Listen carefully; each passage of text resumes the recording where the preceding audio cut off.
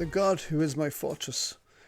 I used to collect postcards in my early teens, and my favourite memorable postcard was an image of a round tower with a big bulge halfway up the structure where the monks used to play snooker. That's how safe they felt, I suppose. Obviously, it's a bit far-fetched, but as I frequently passed by the round tower in Glasnevin Cemetery growing up, I used to cycle past it. I used to imagine in those days the alarm of a Viking invasion being sounded, and all the monks and anyone in the nearby area climbing the rope ladder or the knotted rope up to safety into the underneath and up into the round tower. Security at last. And once that rope ladder or that knotted rope had been retracted inside and the door shut firmly, they were safe from the invaders. Equally, those stranded outside that didn't make the tower in time were left to hide or to scatter like headless chickens in the face of invasion and danger. And historically, it's also true, particularly of Nina, where we used to live, that whole villages had been burnt down by invaders, with the only safety being in a stone high tower or castle, because everything else was made of timber and perished. I've a couple of headings. The first one is this: distress at every turn. And there are various events in life, aren't there, that we all face. We can't predict when, but they cause moments of panic. They simply pull the rug from under our feet. We all live through times like this where the security of life that we thought we had has been threatened. Safety is compromised. Calmness goes out the window. Where do you look for help during such events? When your stomach is churning, your vision is blurred, who do you turn to for solace? The writer of the Psalms here is David, and he certainly is one that gives us some good advice. And David knew what it was like to be in such situations. He was on the run for years from Saul. He was hiding in caves just to survive. And he describes his distress here that caused him to call out to God for deliverance. Listen to what he says. The cords of death entangled me. The torrents of destruction overwhelmed me. The cords of the grave coiled around me. The snares of death confronted me.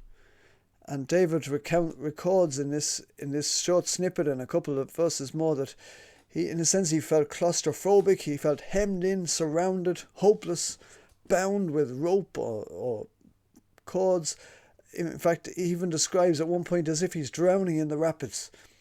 And many events or circumstances of life can leave us feeling like this to one degree or another. We don't have to be living long to learn that we are not in control of very much at all. And the big question for you and for me today is, where do you and I go when our world falls apart? When our security is threatened? When the stability that we crave feels more like a waterbed or a bouncy castle? Bouncy castles are fun, but not if we're trying to build a house with cards on it. So where do you go for solace? Second heading is the Lord is our stronghold.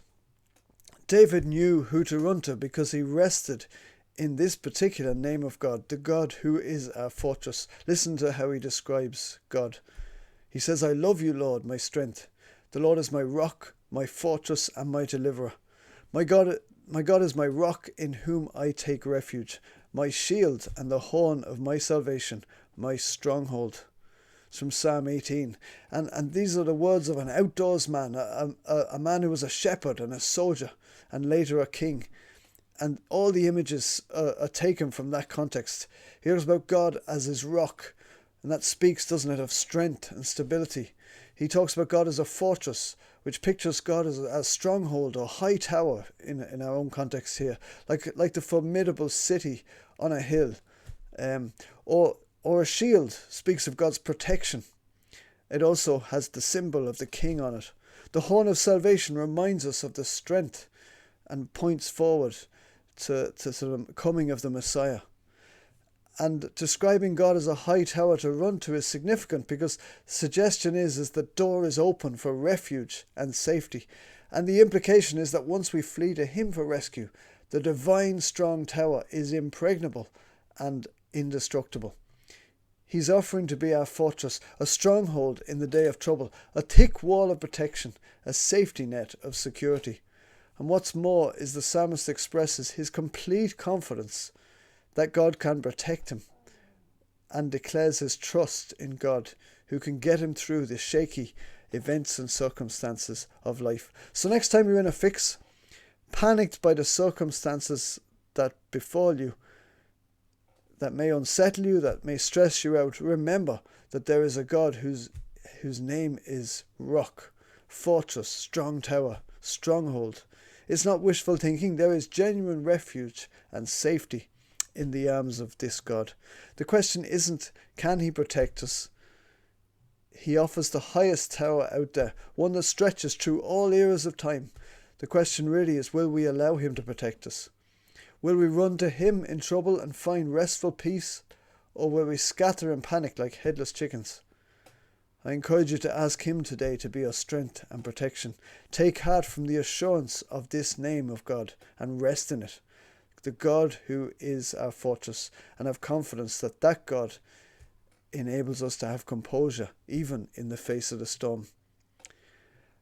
Psalm 18, however, takes on another twist, and I probably hadn't noticed this before this week, but God is our helper and our strength, and he longs to be that for us. But part of the problem, I think, today is that our vision or our picture of who God is usually far too small, and I include myself in that. Will we really run to this God for help if we think or perceive that God is limited or powerless? See, we live in a disenchanted world, a universe where man has tried to explain everything without God, where man has attempted to empty the world of everything sacred and supernatural, and I think man has lost so much in the process. Even as Christians and seekers of God, this secular mindset can affect us, suppressing the truth of who God is and blinding us to his presence. So my final heading is this, that we've got to behold the untamable God. David uncomfortably perhaps corrects our vision of who God is. Yes, he's a strong tower, but he's much more than that. Listen to the imagery. I'll just read a couple of snippets as David calls for help. He says in verse 6, "In my distress I called to the Lord, I cried to my God for help. From his temple he heard my voice. My cry came before him into his ears." Even that's beautiful, isn't it? That David felt God heard his cry for help. But listen to this description of how God answered that prayer and who he is. Verse 7, 8 and 9. "The earth trembled and quaked, then the foundations of the mountains shook. They trembled because he was angry. Smoke rose from his nostrils, consuming fire came from his mouth. Burning coals blazed out of it. He parted the heavens and came down. Dark clouds were under his feet." He goes on in verse 13, "The Lord thundered from heaven. The voice of the Most High resounded." And verse 15, "The valleys of the sea were exposed, and the foundations of the earth laid bare at your rebuke, Lord, at the blast of your breath from your nostrils." This is not a God that is too small. In fact, it's not a God that is tame either. This is the God who delivered the Israelites out of slavery with the plagues of Egypt in great power and strength. This is the God who met Moses on Mount Sinai with darkness, with mystery and power. This God cannot be manipulated for our own ends. His main concern is not that we can fulfill the great American dream or whatever it is that you're longing for. Yes, God longs to be our helper and deliverer, but he's also holy and awesome. He's the untamable, uncontainable, almighty God, and we are in grave danger at times of minimizing his power. We must be careful not to forget to pray because we don't rate his ability to change things. He can. God's presence in David's descriptions says he shakes the very foundations of the earth to the core. He's visualized as a fire-breathing dragon coming in judgment and power to rescue David from his foes. And in verse 19 it says he brings David into a spacious place instead of being claustrophobic and hemmed in. The lovely imagery of God's rescue. And I would suggest these images merge at the cross. At the cross we have the God who is holy and just, coming in power to bring judgment on sin, and yet Jesus, the messianic figure, steps in and carries the sins of the world on his back. And the God who is mighty to save sent his one and only Son to bear the punishment like a warrior so that we could be safe and free.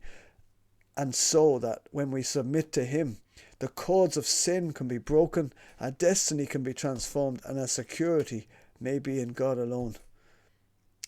May you and I seek refuge and stability in the presence of our holy, untamable, all-powerful God, and nowhere else. And may we say with David, as he said in verse 1 of Psalm 18, I love you, Lord, my strength. May that be your story and my story this day. I'm your host, Matt Tuttleby of Bundoran Bible Reflections. Have a great week.